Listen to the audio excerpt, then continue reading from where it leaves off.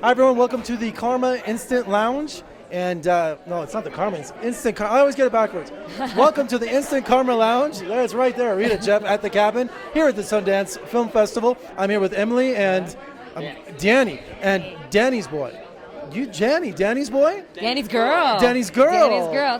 Danny's girl. And she sings too. She does. And the subject matter of your short film in competition is the worst date that could ever go wrong.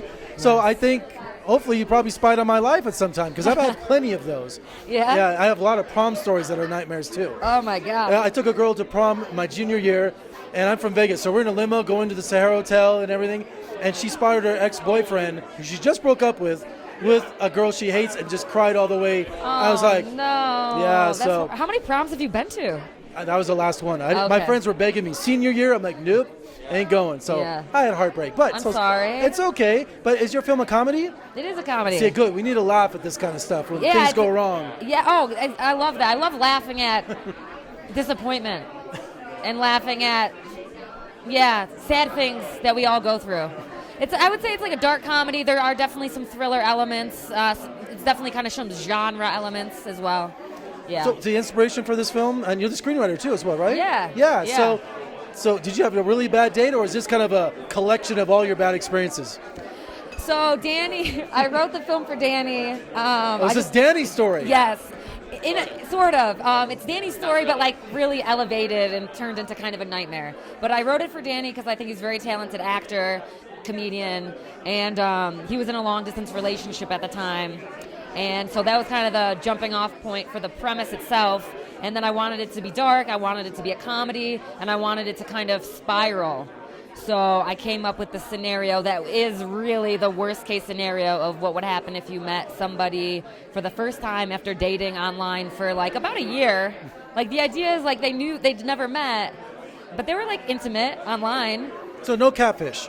No catfish. Okay. But it's almost worse than catfish. Oh my! You'd be better off with someone who wasn't, right? Maybe, yeah. So tell me about shooting this film, seeing it with an audience. Have you seen it with an audience yet? Last night was the first time. All right. So as a screenwriter, as an actor, you got to see what jokes didn't work, or the ones that did. Did they laugh at parts? Like, why are they laughing at that? It must have been a real learning experience.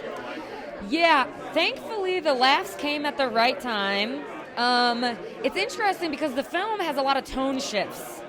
So it does go from like sweet to dark to kind of like awkward.